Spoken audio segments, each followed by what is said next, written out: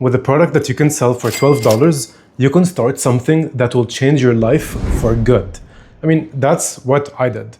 I had $500 in my pocket, a dream, an idea, well, multiple ideas, and I took a $12 product and made it into a six-figure business. In this video, I will share the exact story of how I managed to do that, and by the end of it, I will share with you some tips and tricks to help you get started.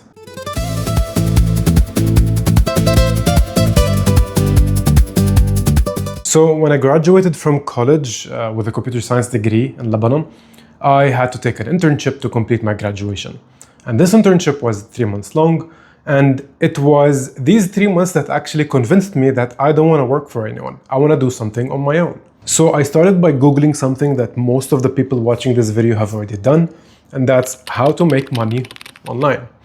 By doing that, I stumbled across a platform called ThemeForest, and this allowed me to sell digital products while I was living in the bedroom of my parents' house. And this lasted for 2 years. Then the port explosion happened in Lebanon, followed by an economic crisis, and so on and so forth. And this forced me to leave the country and go to Dubai. Now, when I got there, I looked for jobs for like 3 months, and then I ended up finding a job at an IT company, and I worked as a web developer. The job was quite nice, I would say.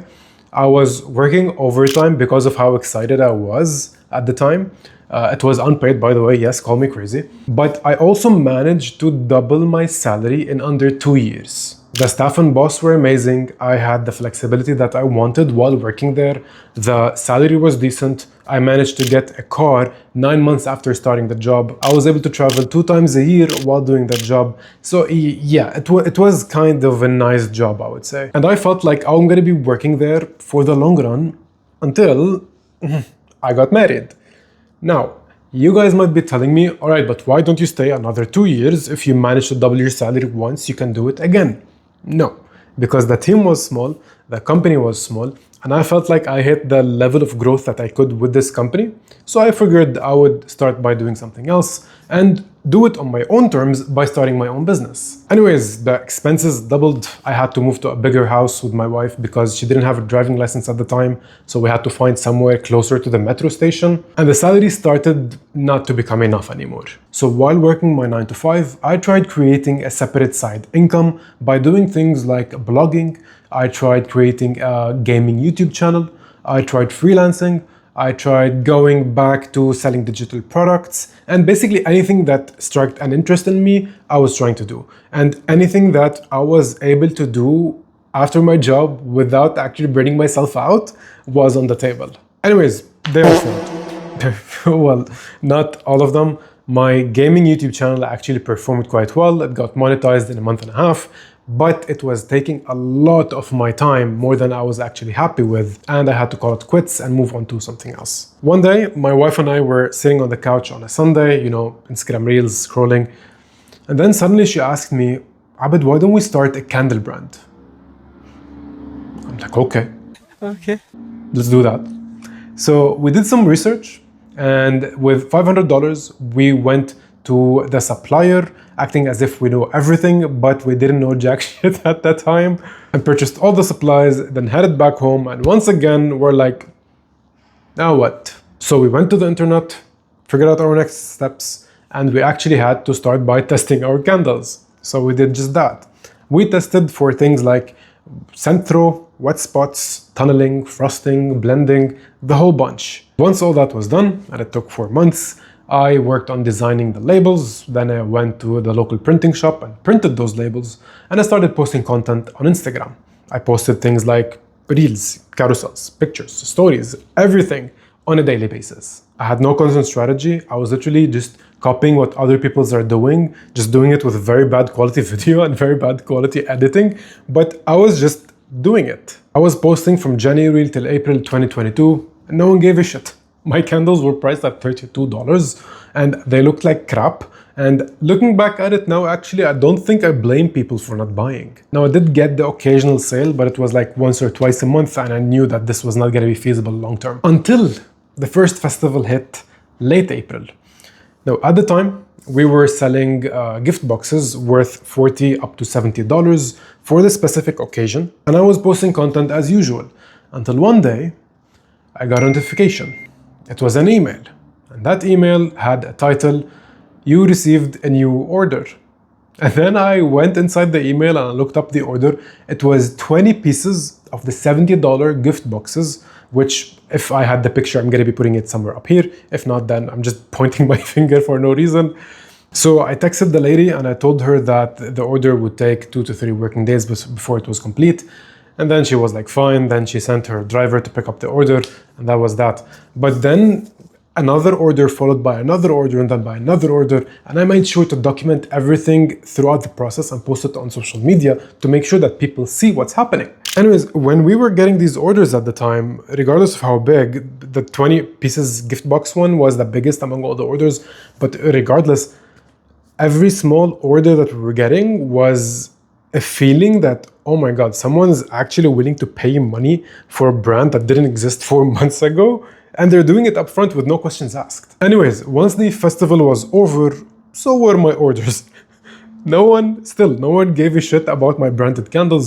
People only wanted something customized that they can give away as gifts.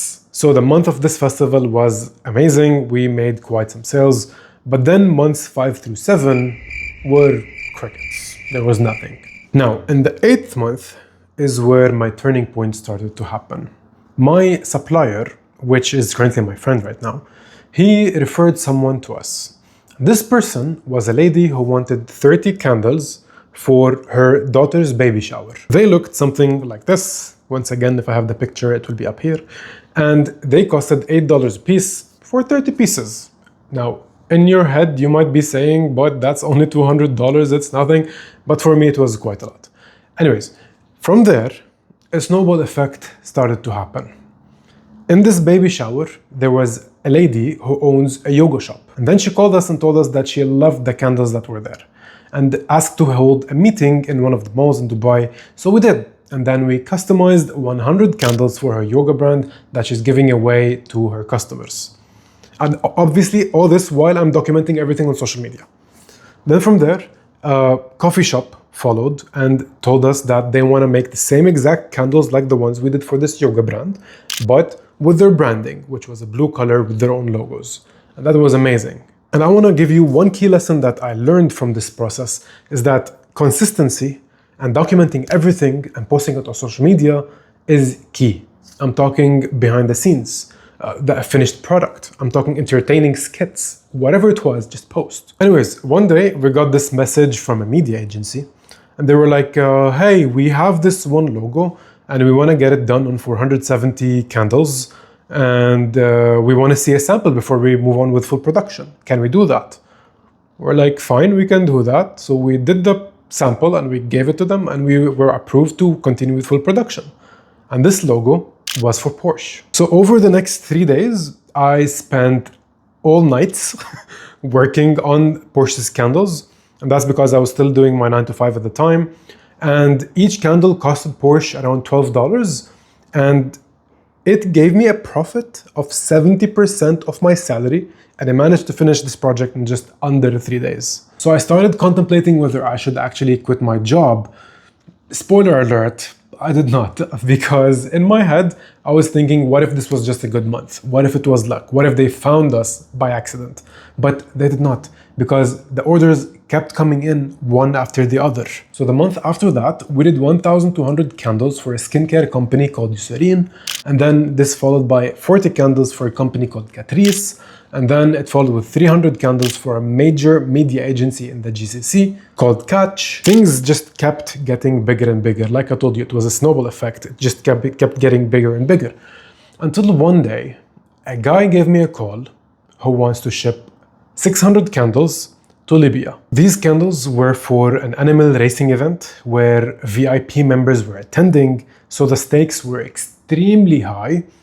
And by the time we were done with this order, the profit that we got out of it generated for me 3 times my salary, and we finished and delivered it in just 5 days. This is when I was like, okay, I'm ready to resign and focus full-time on my business. This was the moment that I was waiting for, when I spent months with 0 sales. I spent months questioning whether whatever I was doing makes any sense or not. And the constant thought of always wanting to quit, the money going out, but nothing other than the salary coming in. So it was actually very, very, very tough. But yeah, it came out great at the end. I remember when I went to my boss's office to tell him that I'm about to quit my job, which by the way, he already knew that I was doing a side business. But I told him that now it's enough, it's big enough to sustain my lifestyle, and I want to quit the job so I can focus full time on the business. I can still remember his words till today, they still haunt me. And they were things like, "You dumbass, don't do it." No, even though these 5 words made me actually question what I was doing was right or wrong, I still went through what I was doing. I did quit my job, I handed in my resignation letter, and 1 month later, I just went out the doors, headed straight home, and focused full time on the business. So why didn't I quit earlier when my business already allowed me to make 500 to 1,000 candles? And that's because I have a rule. And this rule is never to quit your job unless this business is generating 2 times your salary in 2 weeks, not in 1 month. And you're doing it consistently between 4 to 6 months. Anyways, jump forward 3 years later, I moved back to my home country and I branched this business into 2 different businesses. One which is basically the white label candles for brands, and one which is selling candle making supplies for candle makers. And this has allowed me to purchase my house, which is the one that you see right behind me. And 2 weeks ago, I welcomed my first baby boy. So yeah, things have been going well because of this business, and I'm very, very grateful. Anyways, if you want to start a small business, or if you already have one, I have so many other videos that talk about tips and tricks and things that will be helpful, that you will find helpful about starting small businesses, whether it's candles or anything else. I really recommend the following things. You should always post content. You should stay consistent. Focus on your pricing. Always know your audience. Don't be afraid to change things as you go. You don't have to be perfect from day one. Offer something people are willing to pay money for. You should always definitely enjoy the process, and you should watch my other videos because like I told you, I share tips and tricks about small businesses. I was able to start a candle business where I was selling a candle for $32 and then sell a candle for $12 and turn it into a 6-figure business, then so can you. Anyways, that's it for today's video. Thank you so much for watching. If you found it helpful, please don't forget to subscribe, and I'll see you in the next one. Bye bye.